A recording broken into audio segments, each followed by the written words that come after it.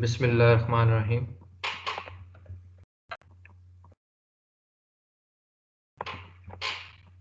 अच्छा जी, आज जो नेक्स्ट हमारा टॉपिक है, हमने लास्ट लेक्चर में बात की रेट्रोफिटिंग की। पर्पस क्या था रेट्रोफिटिंग का, उस पर हमने डिस्कशन की। ऑब्जेक्टिव्स क्या थे रेट्रोफिटिंग की, उस पर डिस्कशन की। और डिफरेंट जो अप्रोचेस थी उसकी हमने बात की। तो अब हम बात करते हैं कि डिफरेंट रेट्रोफिटिंग टेक्निक्स की, कौन कौन सी टेक्निक्स यूज़ होती हैं रेट्रोफिटिंग, यानी कि स्ट्रेंथनिंग के लिए, the modification of the building, for the improvement of building, for strengthening the building. So जो कुछ टेक्निक्स हैं, सबसे पहले मैं कन्वेंशनल टेक्निक्स की बात करूंगा कि कन्वेंशनली जो टेक्निक्स यूज़ होती हैं रेट्रोफिटिंग के लिए, उनमें सबसे पहली जो टेक्निक है वो आपको भी सामने नज़र आ रही है। It is adding a new shear wall. ठीक है, अब एक बिल्डिंग है, उसमें एक शियर वॉल ऐड करनी है, न्यू शियर वॉल। ठीक है, अब ये जो टेक्निक है, this is the conventional retrofitting technique. और ये क्यों यूज होती है? ये यूज होती है ऐसी रीइंफोर्स कंक्रीट फ्रेम बिल्डिंग्स के लिए जो कि नॉन डक्टाइल है।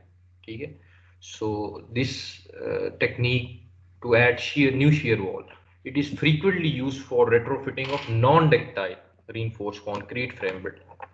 ठीक है, अब जो आप ऐड करते हो, जो आप रेट्रोफिटिंग करते हो, जो शेयर वॉल ऐड करते हो, वो दो तरह की हो सकती है। या तो कास्ट इन प्लेस, मतलब ये कि उसी जगह पे आपने उसको कास्टिंग की है उस शेयर वॉल की। ठीक है, या फिर precast. Cast in place को कास्ट इन सिचू भी बोलते हैं। ठीक है, कास्ट इन सिचू।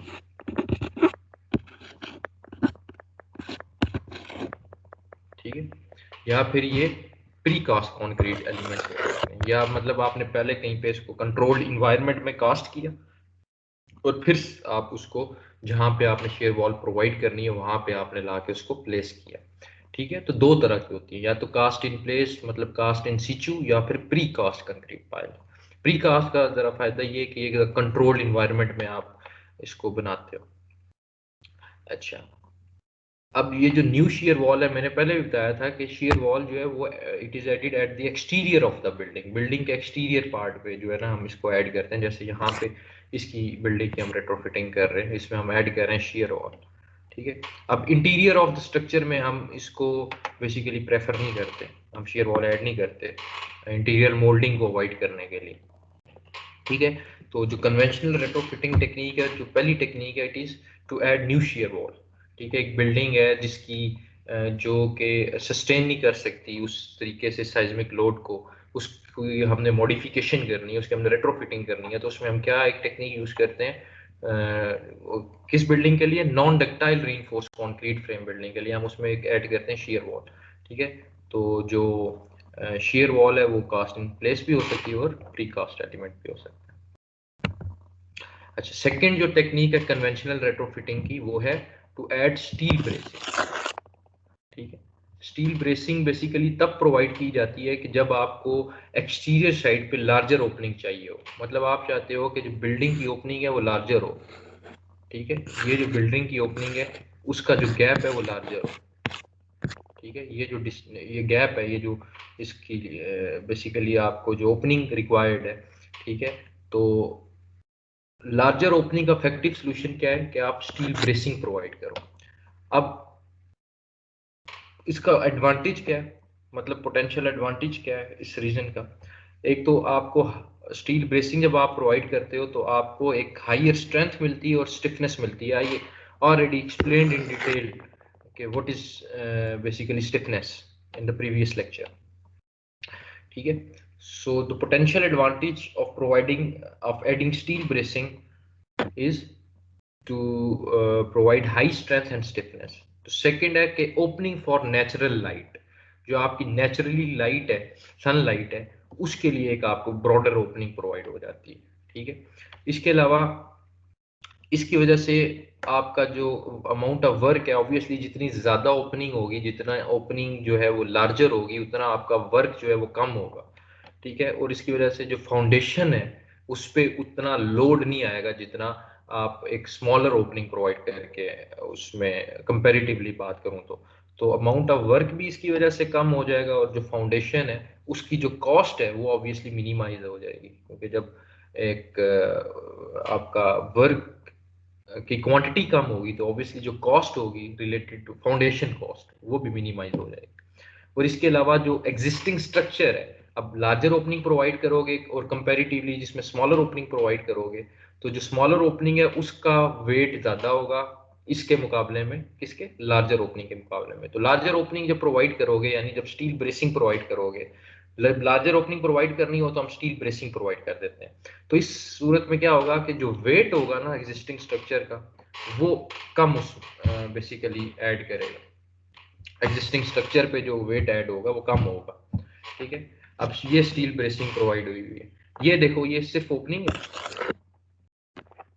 ठीक है, ये ओपनिंग है। अब ये हमने इसमें ये स्टील ब्रेसिंग्स प्रोवाइड कर दी, ठीक है। तो अब ये अब लार्जर ओपनिंग है, देखो ये लार्जर ओपनिंग है और हमने इसको क्या किया, स्टील ब्रेसिंग्स प्रोवाइड कर दी। तो स्टील ब्रेसिंग क्या है, इसको स्ट्रेंथ इंपार्ट कर रही है स्ट्रक्चर पे और स्टिफनेस प्रोवाइड कर रही है। और इसके अलावा हमें अलाउ कर रही है कि हम जो है ये चीज़ अलाउ कर रही है कि हम लार्जर ओपनिंग प्रोवाइड कर सकते हैं अपने फ्रेम स्ट्रक्चर में। ठीक है, तो ये फ्रंट व्यू है उसका बिल्डिंग का। ठीक है, तो ये स्टील ब्रेसिंग प्रोवाइड की गई है, तो ये भी एक रेट्रोफिटिंग की टेक्निक है। ठीक है, टू ऐड स्टील ट्रस। अच्छा जी, थर्ड जो कन्वेंशनल रेट्रोफिटिंग टेक्निक है उसको हम कहते हैं जैकेटिंग। ठीक है, जैकेटिंग जो है लोकल रेट्रोफिटिंग टेक्निक है। लोकल मतलब ये कि अगर लेट्स सपोज एक बिल्डिंग है, उस बिल्डिंग को मैं ओवरऑल रेट्रोफिट करूं तो उसका मतलब ये ग्लोबल रेट्रोफिटिंग है। ठीक है, और अगर उस बिल्डिंग का कोई एक एलिमेंट, स्ट्रक्चरल एलिमेंट, उसकी मैं रेट्रोफिटिंग करूं, उसकी मैं इंप्रूवमेंट करूं तो उसका मतलब ये है कि वो लोकल रेट्रोफिटिंग है। जैसे अब बिल्डिंग में एक कॉलम है, ठीक है, इंटायर बिल्डिंग में कॉलम लिया और उसको मैं रेट्रोफिट कर रहा हूँ, उसकी मैं इंप्रूवमेंट कर रहा हूँ, तो इसका मतलब ये है कि लोकल जो है ना मैं उसकी इंप्रूवमेंट कर रहा हूँ। अगर ओवरऑल बिल्डिंग की मैं इंप्रूवमेंट करूंगा तो वो ग्लोबल होगी। ठीक है, इस केस में तो ये लोकल रेट्रोफिटिंग टेक्निक है। जैकेटिंग, जैसे जैकेट क्या काम करती है, कवर अप करती है किसी चीज को।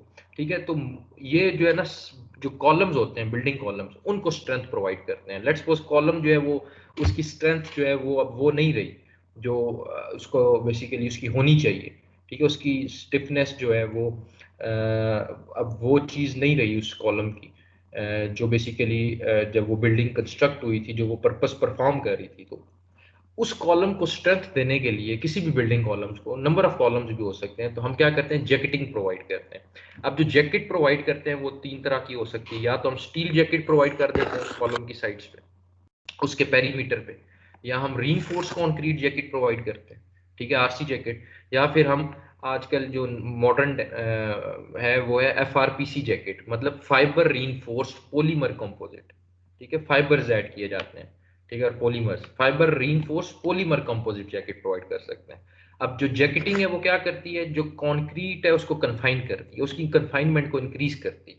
ठीक है, इसके अलावा शीयर स्ट्रेंथ जो है वो उसको बढ़ाती है उस कॉलम की, और फ्लेक्सुरल स्ट्रेंथ भी जो है वो बेसिकली स्ट्रक्चर की जो शीयर स्ट्रेंथ है उसको इंक्रीज करती है। उसके अलावा फ्लेक्सुरल स्ट्रेंथ भी बढ़ाती है।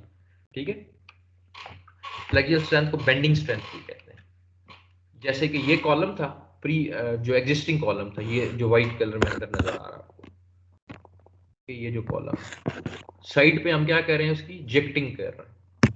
ठीक है, जैकेटिंग कर रहे हैं। ठीक है, जैसे कि ये एग्जिस्टिंग कॉलम था, ये जो व्हाइट पोर्शन, तो और ये साइट्स पे हम क्या प्रोवाइड कर रहे हैं, उसको जैकेट प्रोवाइड कर रहे हैं। तो ये बेसिकली जो है ना लोकल रेट्रोफिटिंग टेक्निक है, जो कि कॉलम्स की इस केस में जो मैं बात कर रहा हूँ, कॉलम्स की स्ट्रेंथ, कॉलम्स को बेसिकली स्ट्रेंथ प्रोवाइड कर रहा है, और बहुत पॉपुलर मेथड है। अगर किसी कॉलम में आपने इंपार्ट करनी हो स्ट्रेंथ, उसको स्ट्रेंथनिंग बेसिकली फिनोमेना प्रोवाइड करना हो या इंप्रूवमेंट करनी हो कॉलम में, तो जैकेटिंग जो है वो लोकल जो बेसिकली टेक्निक है जो कन्वेंशनल। अच्छा, अब एक चीज है जी साइज्मिक आइसोलेशन। अब ये हम बात कर रहे हैं, ये जो टेक्निक है ये बेसिकली जो एनर्जी अर्थक्वेक की वजह से स्ट्रक्चर में लेटरल लोड जो आता है, जो एनर्जी क्रिएट होती है, उसको मिनिमाइज कैसे किया जा सकता है। मतलब अर्थक्वेक आया बिल्डिंग में, बेसिकली बिल्डिंग में साइड्स पे मूवमेंट होगी, साइडवेज मूवमेंट होगी। अब जो साइडवे मूवमेंट है उसको डिसिपेट, उसको मिनिमाइज कैसे किया जा सकता है, उसमें हम बात करते हैं। तो पहली चीज है जी seismic isolation. Isolation mean separate करना किसी चीज को, तो साइज्मिक आइसोलेशन, साइज्मिक आइसोलेशन को बेस आइसोलेशन भी कहते हैं, ठीक है। Seismic isolation is also known as base isolation, ठीक है। बेसिकली हम क्या करते हैं, जो सुपर स्ट्रक्चर, अच्छा स्ट्रक्चर में ना का ना एक पार्ट होता है सुपर स्ट्रक्चर, एक पूरी बिल्डिंग का, और एक होता है सब स्ट्रक्चर, ठीक है। जो आपकी फुटिंग है, ठीक है, ये फुटिंग और फाउंडेशन, ये आपका सब स्ट्रक्चर है, ठीक है। आपका ये जो ऊपर जितना भी स्ट्रक्चर आपको नजर आ रहा है सुपर स्ट्रक्चर है।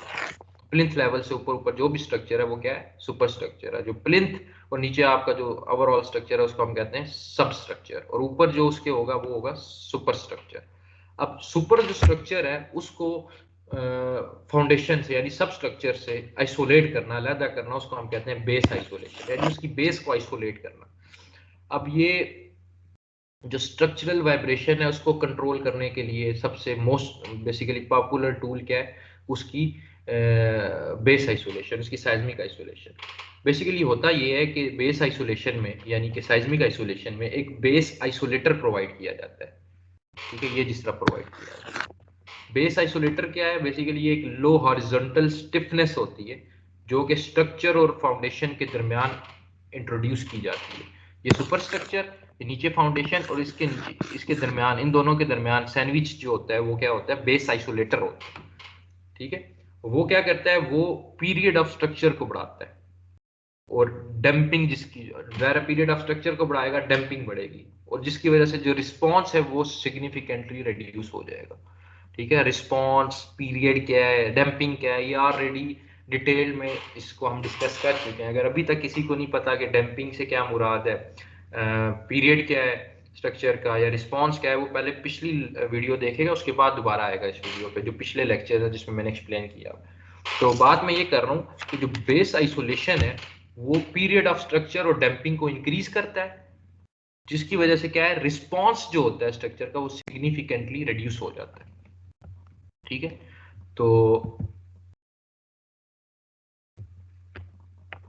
अब ये बेसिकली बेस आइसोलेटर प्रोवाइड हुआ है। ये आपका सुपर स्ट्रक्चर है, ये आपका नीचे जो नीचे फाउंडेशन, और ये बॉल बेरिंग्स जो प्रोवाइड की गई हैं, ये बेसिकली क्या है, ये आपका बेस आइसोलेटर है, ठीक है।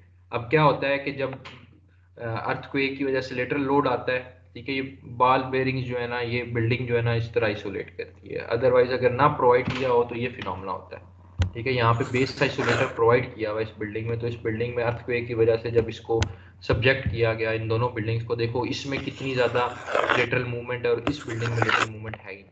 क्या हुआ, आपका जो बेस है वो आइसोलेट हुई हुई है, बेसिकली आइसोलेटर प्रोवाइड किया गया है आपका सुपर स्ट्रक्चर और फाउंडेशन के दरमियान, ठीक है। और कितना फर्क है, ये एक बिल्डिंग है, ये ये बिल्डिंग फिक्स बेस है, इसकी बेस फिक्स्ड है, और इसकी बेस क्या है, आइसोलेटेड है। यहाँ पे बेस आइसोलेटर प्रोवाइड किया गया है, तो दोनों में डिफरेंस देख लें, यहाँ पे साइड वे मूवमेंट कितनी ज्यादा है और यहाँ पे है।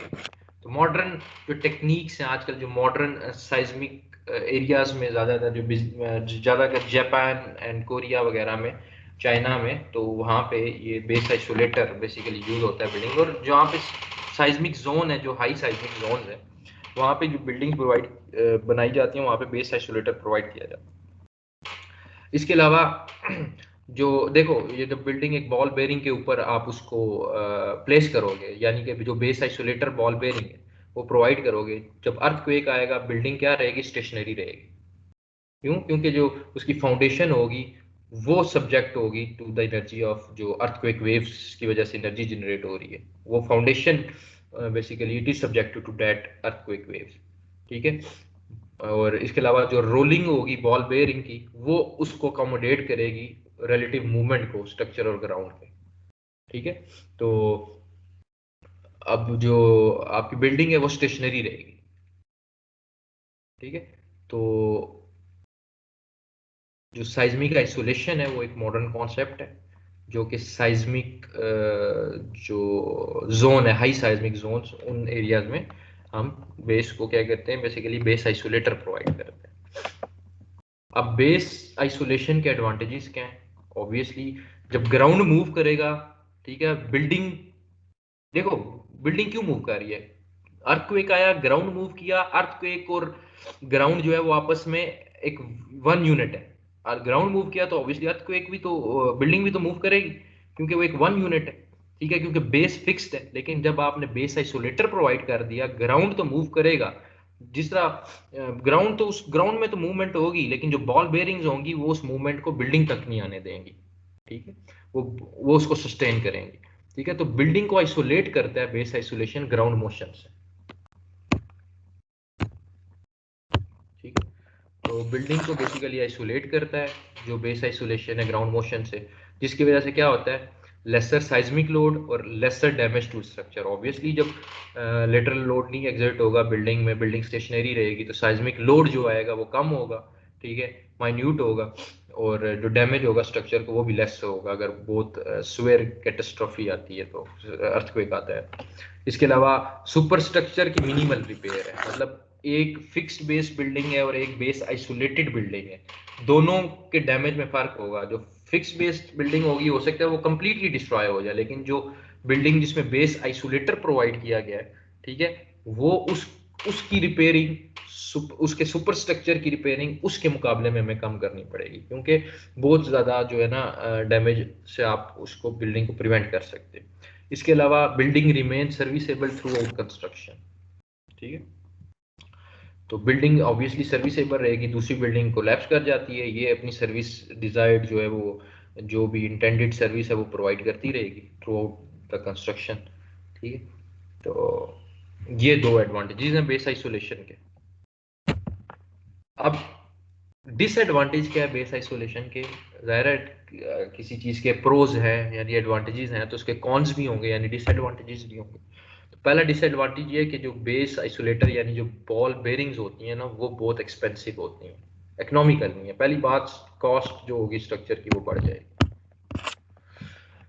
इसके अलावा it can not be applied partially to structures unlike other retrofitting. अब रेट्रोफिटिंग टेक्निक्स जब मैं पढ़ा रहा था तो लास्ट टाइम मैंने बताया था, रेट्रोफिटिंग में या तो आप एक एंटायर स्ट्रक्चरल जो एलिमेंट है, एंटायर स्ट्रक्चरली बिल्डिंग को भी रेट्रोफिट कर सकते हो और उसके पार्ट्स भी कर सकते हो, यानी एलिमेंट्स को भी कर सकते हो। कोई कॉलम उसकी इंप्रूवमेंट कर दी, बीम है कोई उसकी इंप्रूवमेंट कर दी, कोई शेयर वॉल इंट्रोड्यूस करवा दी, मतलब पार्शली भी इंप्रूव कर सकते हो, रेट्रोफिट कर सकते हो, स्ट्रेंथन कर सकते हो, या फिर ओवरऑल भी कर सकते हो। लेकिन बेस आइसोलेशन में पूरी बिल्डिंग की बेस आइसोलेशन प्रोवाइड करनी पड़ेगी आपको, लेकिन रेट्रोफिटिंग में क्या होता है, आप इंडिविजुअली भी कर सकते हो। तो ये एक डिसएडवांटेज है कि आप इसको पार्शली अप्लाई नहीं कर सकते स्ट्रक्चर में, कि लेट्स सपोज मैंने कहा कि 25% स्ट्रक्चर में मैं बेस आइसोलेशन प्रोवाइड कर देता हूँ, बाकियों में नहीं करता, ऐसे नहीं होता, आपको ओवरऑल प्रोवाइड करनी पड़ती है थ्रू आउट। तो ऑब्वियसली जब प्रोवाइड करोगे तो एक्सपेंसिव तो होगा, कॉस्ट बढ़ जाएगी। और ये जो फिनोमेना है base isolation, it is inefficient for high rise building. जो बहुत ज्यादा हाई राइज बिल्डिंग है उनमें ये फिनोमेना जो है वो इनएफिशिएंट है, वो सही एफिशिएंसी उसकी जो है वो कम है, वो परफॉर्म सही नहीं करता। And not suitable for building rested on soft soil. और जो बिल्डिंग सॉफ्ट सॉइल यानी फाउंडेशन अगर सॉफ्ट है नीचे, ठीक है, यानी सॉफ्ट सॉइल कंटेन की हुई है नीचे जो फाउंडेशन है, तो उसके लिए बेस आइसोलेशन का फिनोमेना सूटेबल नहीं है, वहां पे इसकी एफिशिएंसी इनएफिशिएंट है। तो ये चार जो है वो डिसएडवांटेजेस थे बेस आइसोलेशन के। सेकंड जो बेसिकली हमारे पास चीज है जो कि डिसिपेट करती है energy which is generated by earthquake, वो है डैम्पर्स, ठीक है। ये भी सेकंड अब हमारे पास पैरामीटर है, which dissipate energy imparted to a structure by an earthquake. Earthquake की वजह से जो एनर्जी इम्पार्ट हो रही है स्ट्रक्चर में उसको कैसे कम किया जाए, एक तो बेस आइसोलेशन, ठीक है, उसके एडवांटेजेस भी बता दिए, डिसएडवांटेजेस भी बता दिए। सेकंड है डैम्पर्स, ठीक है। डैम्पर्स समझना है तो ऐसे ही समझो जैसे कि बाइक है या कार है, उसके शॉक एब्जॉर्बर होते हैं। शॉक एब्जॉर्बर क्या करते हैं, जो शॉक्स होते हैं उनको एब्जॉर्ब करते हैं ना। ये जितने पॉट होल्स आते हैं रास्ते में यानी खड्डे वगैरह, क्या करते हैं, शॉक्स अच्छे हों बाइक के पता ही नहीं चलता है, इतने आराम से गाड़ी या बाइक गुजर जाता है। तो शॉक क्या कर रहे हैं, उसको एब्जॉर्ब कर रहे हैं उन शॉक्स को। सिमिलरली डैम्पर्स भी यही काम करते हैं, जो आपके शॉक्स आते हैं लेटरल लोड जो साइज्मिक एक्टिविटी की वजह से बिल्डिंग में, उनको क्या करता है, वो एब्जॉर्ब करता है, उस वाइब्रेशन एनर्जी को जो है वो एब्जॉर्ब करता है सिस्टम में, जिसकी वजह से क्या होता है, जो एक्सेलरेशन होती है वो रिड्यूस हो जाती है। और जैसे बाइक में एक राइडर स्मूथ राइड आपको मिलती है, आप बड़े स्मूथली फ्लो कर रहे होते हो, सिमिलरली यही बिल्डिंग में भी कॉन्सेप्ट है, डैम्पर्स भी यही काम करते हैं जो कि शॉक एब्जॉर्बर एक मोटरसाइकिल में या उसमें गाड़ी में काम कर रहे हैं। तो शॉक एब्जॉर्बर की एग्जांपल दी, तो डैम्पर्स को एनर्जी डिसिपेटर्स भी कहते हैं, ठीक है। डैम्पर यानी एनर्जी को कम कर रहे हैं ना, डिसिपेट मीन उसको to lessen, to minimize the energy. So इसको हम एनर्जी डिसिपेटर भी कहते हैं। और जो साइज्मिक डैम्पर्स हैं बेसिकली, अब डैम्पर्स की तो मैंने समझा दिया, अब साइज्मिक डैम्पर, क्योंकि हम साइज्मिक एक्टिविटी को डील कर रहे हैं, तो साइज्मिक डैम्पर्स, तो जो साइज्मिक डैम्पर्स होते हैं वो बेसिकली डायगनल ब्रेसिस की जगह यूज होते हैं। देखो ये डायगनल ब्रेस यहाँ पे हम प्रोवाइड कर सकते हैं, तो ये हमने यहाँ पे क्या प्रोवाइड किए हुए हैं, देखो in place of diagonal brace मैंने क्या प्रोवाइड किया हुआ है, डैम्पर्स, ठीक है। So they are use in place of structural element, like यहाँ पे क्या है, डायगनल ब्रेस स्ट्रक्चरल एलिमेंट, ठीक है। और ये साइज्मिक डैमेज को कंट्रोल करते हैं स्ट्रक्चर में, डिसिपेट कर रहे हैं ना, साइज्मिक डैमेज को, उसकी एनर्जी को डिसिपेट कर रहे हैं, यानी साइज्मिक एनर्जी को एब्जॉर्ब कर रहे हैं। और मोशन जो है बिल्डिंग की जो मोशन होनी है उसको रिड्यूस कर रहे हैं कि बिल्डिंग में मोशन कम हो, वो शॉक को, वो उस लेटरल लोड को एब्जॉर्ब करे, और ये बिल्डिंग की जो मोशन है, लेटरल जब लोड आएगा टू एंड फ्रो, वो क्या हो, उसको रिड्यूस कर रहे हैं। तो जो आपके डैम्पर्स हैं वो डिफरेंट टाइप्स के हैं। एक टाइप विस्कस डैम्पर है,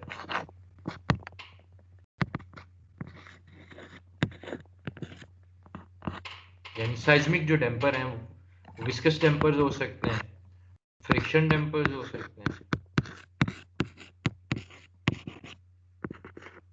और यील्डिंग डैम्पर्स हो सकते हैं। डिफरेंट टाइप्स है डैम्पर्स की। और ये क्युमुलेटिवली ये कौन से डैम्पर्स हैं, साइज्मिक डैम्पर्स। तो जो डैम्पर्स हैं वो विस्कस डैम्पर्स भी हो सकते हैं, फ्रिक्शन डैम्पर्स भी हैं, यील्डिंग, हर किसी का अपना पर्पस है, ठीक है। और मतलब हर किसी का फंक्शन जो है वो डिफरेंट है, उनकी एप्लीकेशन डिफरेंट है। तो बेसिकली अल्टीमेटली पर्पस क्या है, to reduce the motion of building, to absorb the seismic energy. तो ये बेसिकली इसका पर्पस है, ठीक है। तो ये देखो as a diagonal member place किए गए हैं, डायगोनल मेंबर एज अ जो है ना विद इन अ न्यू और इवन एग्जिस्टिंग मूवमेंट फ्रेम, ठीक है। तो इंटर स्टोरी ड्रिफ्ट, ड्रिफ्ट कहते हैं मूवमेंट को, तो इंटर स्टोरी जो मूवमेंट है उसको भी ये रिड्यूस करते हैं। तो ये बेसिकली क्या कर रहे हैं, साइज्मिक एनर्जी को डिसिपेट कर रहे हैं। अच्छा, एक और टाइप है डैम्पर की, वो होती है tuned mass damper, tuned mass damper. अब ट्यून्ड मैश डैम्पर को एक्टिव मैश डैम्पर भी कहते हैं या फिर हार्मोनिक एब्जॉर्बर भी कहते हैं, ठीक है। Tuned mass damper is also known as active mass damper और हार्मोनिक एब्जॉर्बर। अब ये जो डिवाइस है बेसिकली ये मैकेनिकल वाइब्रेशन जो है उनकी एम्पलीट्यूड को कम करती है। जो मैकेनिकल वाइब्रेशन है काम उसका भी वही है, to provide comfort to the जो ऑक्यूपेंट्स हैं बिल्डिंग के, ठीक है। और सेफ्टी प्रोवाइड करना, स्ट्रक्चरल फेलियर को मिनिमाइज करना, उससे बचना, तो डैम्पर वही काम कर। लेकिन ये यूज कहाँ पे होते हैं, ये पावर ट्रांसमिशन जो आपके जहाँ पे पावर प्लांट्स हैं, पावर ट्रांसमिट हो रही है, ठीक है, आपकी उन बिल्डिंग्स में, ऑटोमोबाइल्स जहाँ पे गाड़ियाँ वगैरह आपकी बनती हैं, जहाँ पड़ी होती हैं, ठीक है। ज़ाहिर है ज़रा से बिल्डिंग की मूवमेंट गाड़ी उन व्हीकल्स को भी तो डैमेज कर सकती है, टॉल बिल्डिंग। सो मैंने बताया था कि बेस जो आइसोलेटर है वो टॉल बिल्डिंग्स के लिए इनफेक्टिव है, तो जो ट्यून मैश डैम्पर है वो टॉल बिल्डिंग के लिए इफेक्टिव है। तो ऑटोमोबाइल्स में ये फ्रीक्वेंटली यूज होते हैं, पावर ट्रांसमिशन में बेसिकली फ्रीक्वेंटली यूज होते हैं। तो ये किस तरह के होते हैं जी, ये इस तरह के होते हैं डैम्पर्स, ठीक है। ये ट्यून मैश डैम्पर है जो कि ऑटोमोबाइल्स जो बिल्डिंग है, टॉल बिल्डिंग्स हैं, वहां पे यूज होते हैं, ठीक है। और इसके अलावा पावर ट्रांसमिशन वगैरह में यूज होते हैं। अब बात करते हैं डिग्री ऑफ फ्रीडम की। What is degree of freedom? Degree of freedom समझने से पहले एक बात समझ लो, सिंपल वर्ड्स में अगर बताऊं तो डिग्री ऑफ फ्रीडम को अगर मैं डिफाइन करूं तो it is the amount of values within the system that are free to vary. क्या बात की कि जो अमाउंट ऑफ वैल्यूज होती हैं किसी भी सिस्टम में जो कि फ्रीली चेंज हो सके, वेरी कर सकते हैं। फॉर एग्जांपल मैं आपको कहता हूं कि 3 नंबर हैं x plus Y plus Z, इनका सम है 10 और मैं आपको बता देता हूं x जो है वो 5 है, y जो है वो 2 है। अब z आपने खुद बताना है z क्या हो तो सम आए 10। ठीक है, मतलब आपके पास 3 नंबर हैं और उनको आपने ऐड करना है और उनका सम आना चाहिए 10। एक नंबर मैंने फिक्स कर दिया, बाकी सॉरी 2 नंबर मैंने फिक्स कर दिए। ठीक है, 2 नंबर मैंने क्या कर दिए, फिक्स कर दिए। कौन कौन से 2 नंबर फिक्स कर दिए, मैंने ये 2 नंबर फिक्स कर दिए, ये 2 नंबर मैंने फिक्स कर दिए। अब आप एक नंबर को वेरी कर सकते हो ना, मतलब इस नंबर को आपने वेरी करना है और सम लेके आना है। जब बल्कि इसको ऐसे ना समझो, इसको ऐसे समझो, 3 नंबर है x plus Y plus Z, मैंने एक नंबर फिक्स कर दिया, ये 5 है। अब y और z आपने खुद सिलेक्ट करने और आंसर लाना है 10।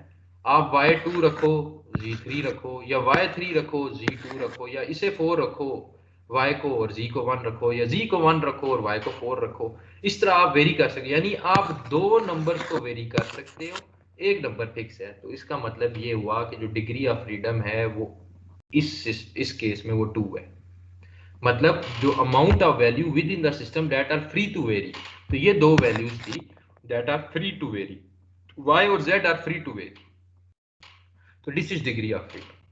ठीक है, जो amount of values within the system that are free to vary, x को फिक्स कर दिया, सम 10 लाना है, y और z क्या है, they are free to vary, you can change both values. अब आप पे है y2 रखो, z2 रखो, जिस तरह भी करो, सम 10 आए, यानी आप दो वैल्यूज को, दो जो आपके नंबर्स हैं उनको आप वेरी कर सकते हो। So the amount of values within the system that are free to vary, it is known as degree of freedom. तो इसको मैं कहता हूँ डिग्री ऑफ फ्रीडम। ये बड़ा सिंपल सा कॉन्सेप्ट दिया डिग्री ऑफ फ्रीडम का, लेकिन अब हम अपने सिनेरियो में बात करते हैं what is degree of freedom. तो डिग्री ऑफ फ्रीडम को मैं इस तरह डिस्क्राइब करूंगा अपने सिनेरियो में कि how much information is needed to describe a system. किसी भी सिस्टम को डिस्क्राइब करने के लिए कितनी इंफॉर्मेशन हमारे पास मौजूद है। और अर्थक्वेक इंजीनियरिंग में अगर मैं बात करूं तो डिग्री ऑफ फ्रीडम जो होती है वो लेटरल डिस्प्लेसमेंट होती है स्टोरी मैसेज की। मतलब आपकी बिल्डिंग 4 स्टोरी है, 5 स्टोरी है, 6 स्टोरी है, तो उसमें जो लेटरल डिस्प्लेसमेंट होती है, ठीक है, उसको हम कहते हैं डिग्री ऑफ फ्रीडम। तो जो मल्टीपल स्टोरी फ्रेम हो गए, यानी मल्टीपल स्टोरी बिल्डिंग होगी, उसमें मल्टीपल डिग्री ऑफ फ्रीडम होगी। जितनी ज्यादा स्टोरीज होंगी ना बिल्डिंग की, उतनी ज्यादा उसकी डिग्री ऑफ फ्रीडम होगा। ठीक है, तो मैंने फिर दोबारा बात करता हूं कि the degree of freedom in earthquake engineering is defined as the lateral displacement of the storey masses.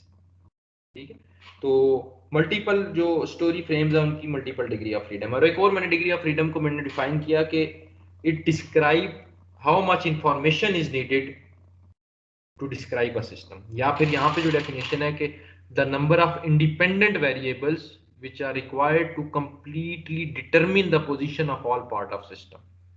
ठीक है, हर सिस्टम, इसको मजीद अभी करते हैं, समझ आ जाए। सबसे पहले मैं एक एग्जांपल लेता हूँ इस शिप की। अब ये शिप है, ठीक है। अब इस शिप के देखो 3 एक्सिस हैं। सबसे पहले ये वर्टिकल एक्सिस है, Z axis, this is the vertical Z axis, इसको यॉ एक्सिस भी कहते हैं। ठीक है, लिखा भी हुआ है यॉ एक्सिस।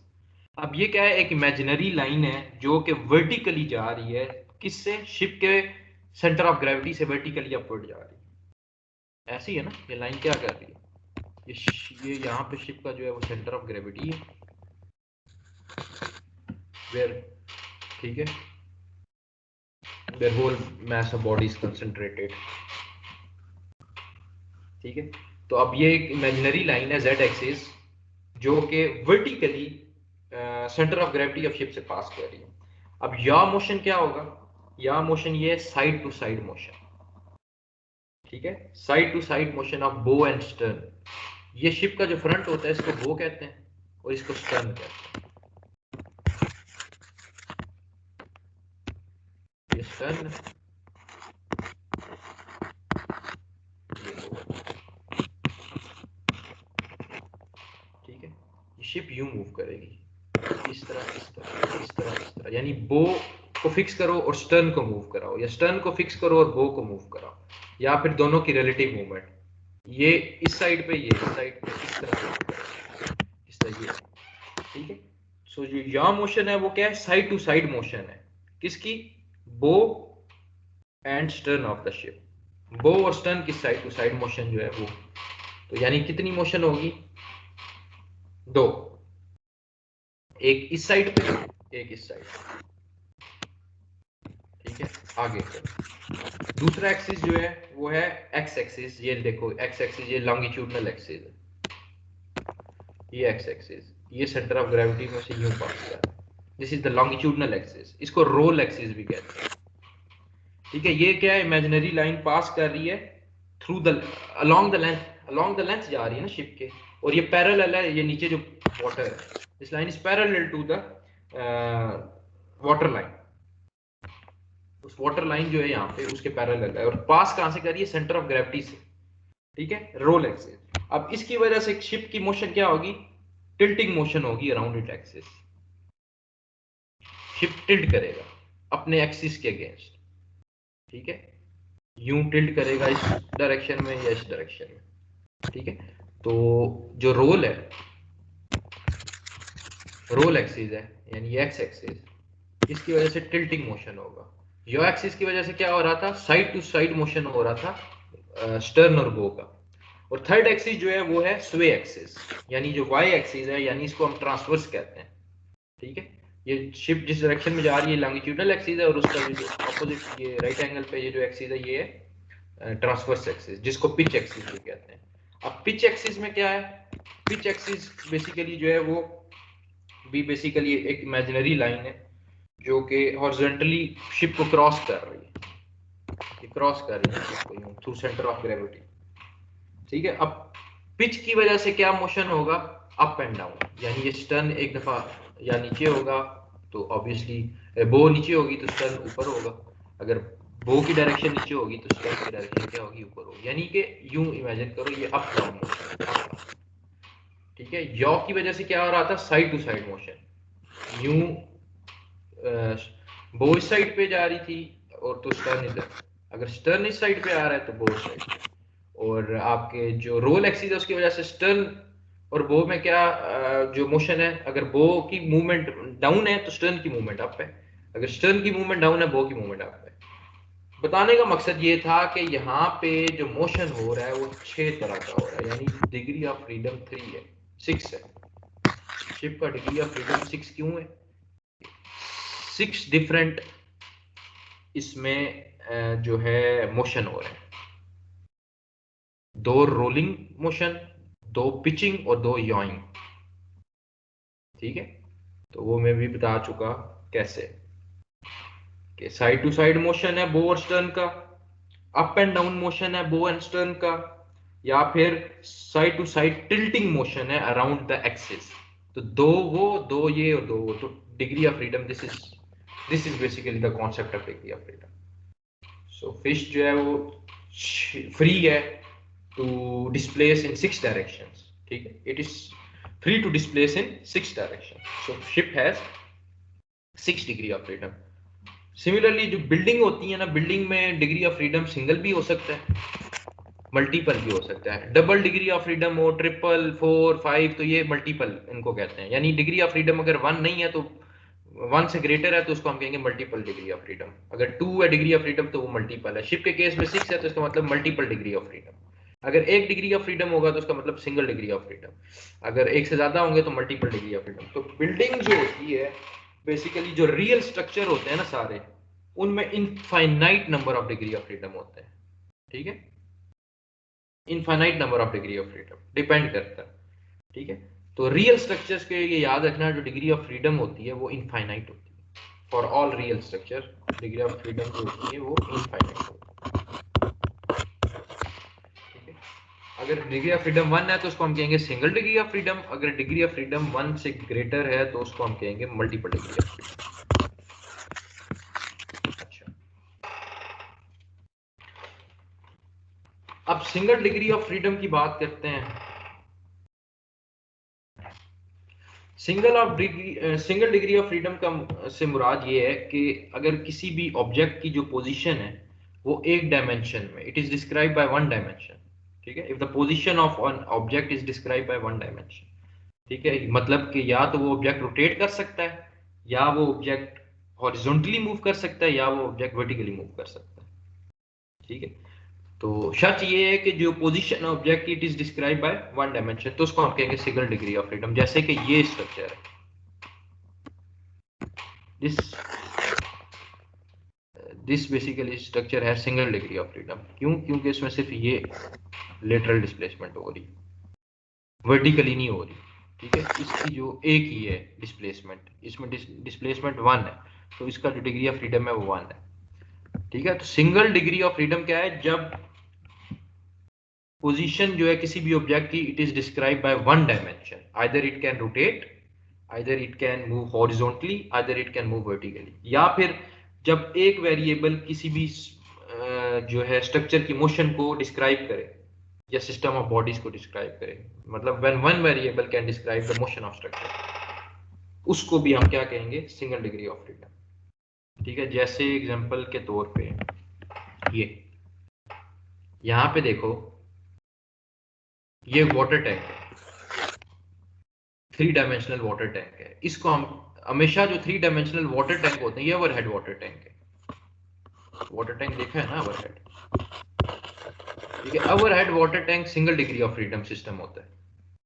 ठीक है, क्योंकि इसमें वाइब्रेशन जो होती है सिर्फ हॉरिजॉन्टल डायरेक्शन में होती है। ठीक है, इसमें यूं वाइब्रेशन होती है, ये जो नजर आ रही है ये इसी की वाइब्रेशन, इसका single degree of freedom model बना हुआ है इस वाटर टैंक का। ठीक है, क्योंकि इसमें सिर्फ हॉरिजॉन्टल डायरेक्शन में वाइब्रेशन होगी, ना वर्टिकली होगी और ना इसमें रोटेशन होगी, सिर्फ हॉरिजॉन्टली जो है इसमें डायरेक्शन में इसकी वाइब्रेशन होगी। ठीक है, सो जो ये single of degree of freedom था कि जिसमें पोजीशन जो ऑब्जेक्ट की है it is describe by one dimension, और जहां पे वन जो वेरिएबल है it describe the motion of structure. ठीक है, जब when one variable describe the motion of structure, then we may call that system single degree of freedom system। ठीक है, तो जो ओवरहेड वाटर टैंक है, ये जो 3 डायमेंशनल वाटर टावर है, इसका डिग्री ऑफ फ्रीडम 1 होता है। क्यों? क्योंकि इसमें जो वाइब्रेशन होती है वो सिर्फ एक डायरेक्शन में होती है। वो किस डायरेक्शन में होती है? वो हॉरिजॉन्टल डायरेक्शन में होती है। अगर इसकी वाइब्रेशन, किसी स्ट्रक्चर की वाइब्रेशन एक से ज्यादा डायरेक्शन में हो, एक्स मतलब हॉरिजॉन्टल डायरेक्शन में हो और वर्टिकल डायरेक्शन में हो, या हॉरिजॉन्टल में हो, वर्टिकल में हो और रोटेशन भी हो उसमें, या फिर हॉरिजॉन्टल और रोटेशन हो, या जो भी है, तो उसका जो डिग्री ऑफ फ्रीडम होगा वो सिंगल नहीं होगा, वो अब मल्टीपल डिग्री ऑफ फ्रीडम होगा। ठीक है, अब मल्टीपल डिग्री ऑफ फ्रीडम क्या है? मल्टीपल डिग्री ऑफ फ्रीडम में जो डिफॉर्मेशन होती है इंटायर स्ट्रक्चर की, उसमें जो डिफॉर्मेशन हो रही थी वाटर टैंक में, वो एक ही डायमेंशन में थी। वो किस डायमेंशन में थी? वो उसकी हॉरिजॉन्टल जो है डिस्प्लेसमेंट हो रही थी, एक ही वेरिएबल था उसमें। अगर जो डिफॉर्मेशन है पूरे स्ट्रक्चर की, वो एक उसकी सिंगल डिस्प्लेसमेंट ना हो, यानी कि पूरा जो स्ट्रक्चर है वो सिंगली डिस्प्लेस ना करे विद एन इक्वल अमाउंट, मतलब कि उसमें जो डिस्प्लेसमेंट है, उसमें जो कोऑर्डिनेट्स हैं वो मोर देन वन हो, जो कि उसकी डिस्प्लेस शेप को स्पेसिफाई कर। मतलब कि if there are more than one coordinates which are required to completely specify the display shape, उसको हम कहेंगे मल्टीपल डिग्री ऑफ फ्रीडम। ठीक है, तो जो डायनेमिक रिस्पॉन्स होता है उसको हम बेसिकली डिस्क्राइब करते हैं by specifying displacement along at least 2 coordinates.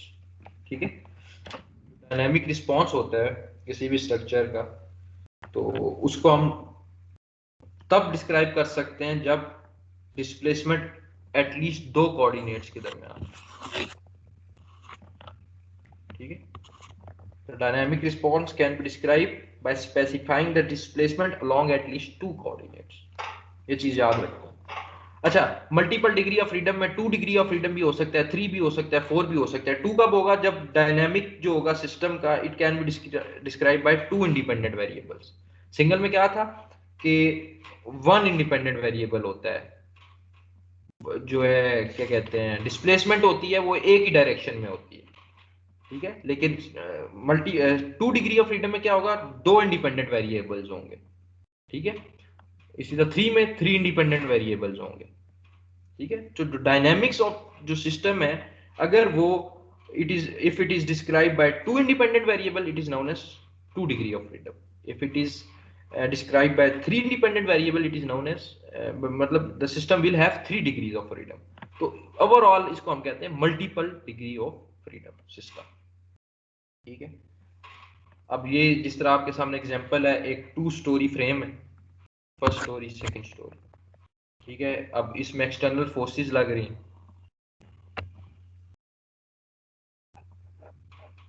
बल्कि ये फ्रेम देखो, ये फ्रेम है, इसमें जो एक्सटर्नल फोर्सेस बेसिकली जो इंड्यूस हुई, तो इसमें जो है ना डिग्री ऑफ फ्रीडम कितना होगा? 2 होगा। क्यों? क्योंकि जो लेटरल डिस्प्लेसमेंट है वो 2 है, इसकी डिस्प्लेसमेंट टॉप स्टोरी की और बॉटम डिस्प्लेसमेंट इतनी, that structure will have 2 degree of freedom. ये डिस्प्लेसमेंट अलग होगी, इसकी वैल्यू,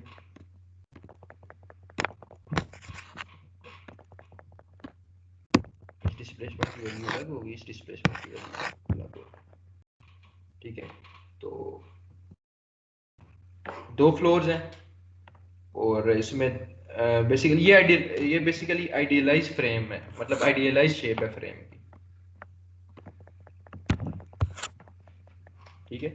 तो हाईली जो आइडियलाइज 2 स्टोरी फ्रेम होता है, जिसमें एक्सटर्नल फोर्सेस, लेट्स सपोज इस केस में P1 and P2, it is subjected to, when it is subjected to 2 external forces, it will have 2 degrees of freedom, ठीक है। कौन कौन सा? एक लेटरल डिस्प्लेसमेंट इस U1, 2 इंडिपेंडेंट वेरिएबल होगी, और दूसरा lateral displacement U2 in the direction of x axis. और जैसे मैंने पहले बात की कि हर रियल स्ट्रक्चर जो होता है उसमें infinite number of degrees of freedom होते हैं, ये चीज याद रखनी है। अब ये जो फ्रेम है, इतनी डिटेल में हम नहीं जाएंगे इसमें, इसका डिग्री ऑफ फ्रीडम 6 कैसे है, इसका तरीका मैं बता देता हूं आपको। देखो, नंबर ऑफ नोड्स पहले गिना करो। नंबर ऑफ नोड्स, ये एक नोड है, ये जो चीज है ये सेकंड नोड है, ये जो यहाँ पे जो जॉइंट है ये थर्ड नोड है, ये जो जंक्शन पॉइंट है ये फोर्थ नोड है, ये फिफ्थ नोड है, और ये सिक्स्थ नोड है। यानी यहाँ पे टोटल 6 नोड्स हैं इस फ्रेम में, ठीक है। अब हर नोड पे आपने फोर्सेस देखनी है कितनी। यहाँ पे एक ये फोर्स रोटेशन 1, यहाँ पे रोटेशन भी है, और ये लिटरल भी है फोर्स, 2 फोर्सेस हो गई। यहाँ पे भी एक ये रोटेशन और ये लिटरल 2, यहाँ पे रोटेशन है 1, तो कितनी होगी? 2 4 5 6, ये इन 4 नोड्स की फोर्सेस होगी 6। ये फिक्स कोड है।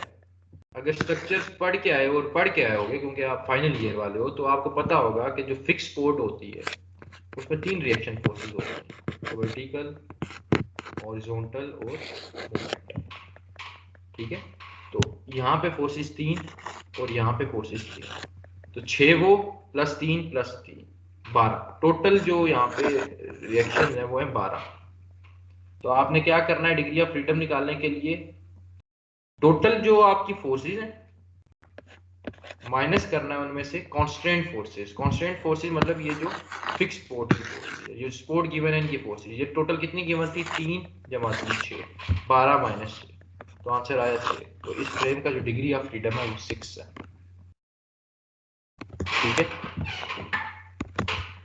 ये चीज आपने ध्यान में रखनी है। दोबारा एक दफा मैं बता देता हूँ तरीका।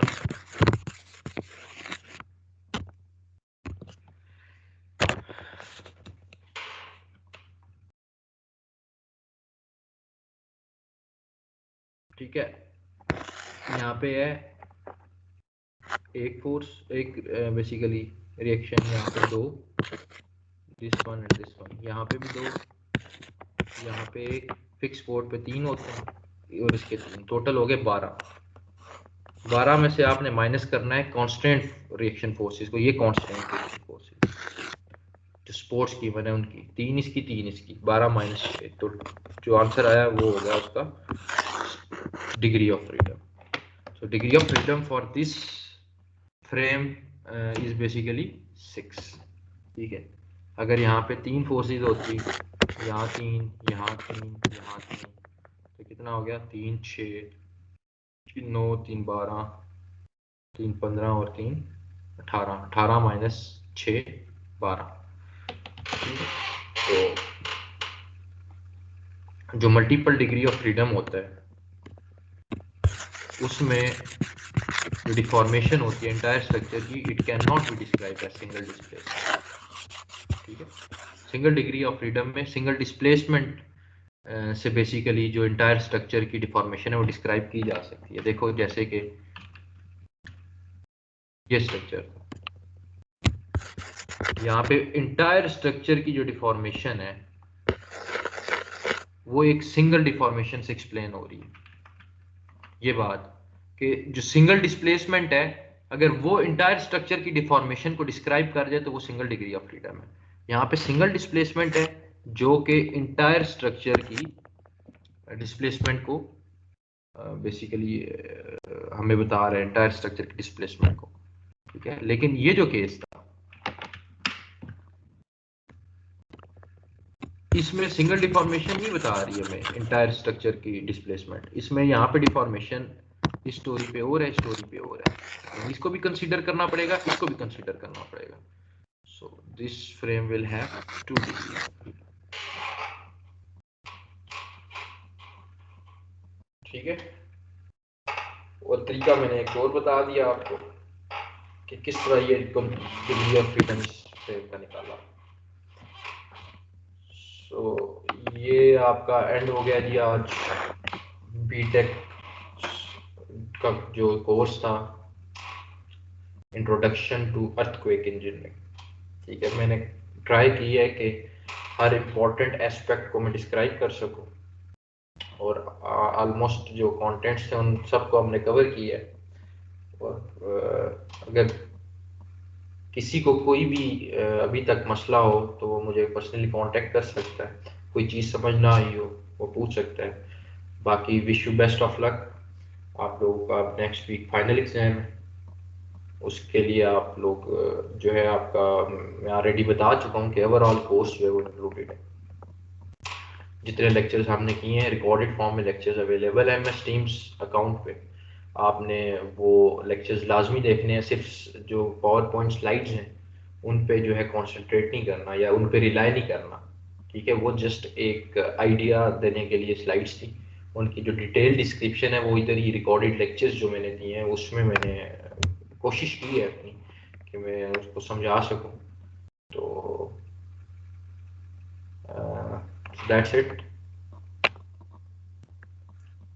लास्ट में यही कि क्विज़ेस जो 2 थे उनका मैं बेसिकली बता दूं, वो ऑप्शनल है, सबके लिए ऑप्शन है, या तो वो कैंपस में दे दें आके या फिर वो ऑनलाइन देना चाहें तो ऑनलाइन भी दे सकते हैं। तो दोनों की टाइमिंग सेम होगी, ऑनलाइन जिस वक्त स्टार्ट होगा कैंपस पे भी हम उसी वक्त स्टार्ट करेंगे। तो ये अब आप लोगों के पास ऑप्शन है, जिसको जो सूटेबल लगे आप उस तक कर सकते हैं। And in last wish you best of luck. Thank you.